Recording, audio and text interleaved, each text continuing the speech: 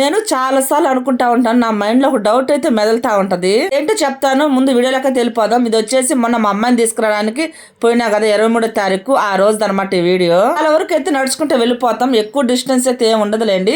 కాకపోతే లగేజ్ ఉన్నప్పుడు లేకుంటే మటుకు వర్షం పడుతున్నప్పుడు అప్పుడే ఆటో ఎక్కుతాను తప్పితే నార్మల్ గా అయితే నడుచుకుంటానే వెళ్ళిపోతాం. అసలుకి ఆటో ఎక్కినప్పుడు అలా ఆటో వాళ్ళు ఏం చేస్తారంటే ఎక్కిన ప్రతిసారి ఒక్కొక్క రూట్ లో తీసుకుపోతా ఉంటారు.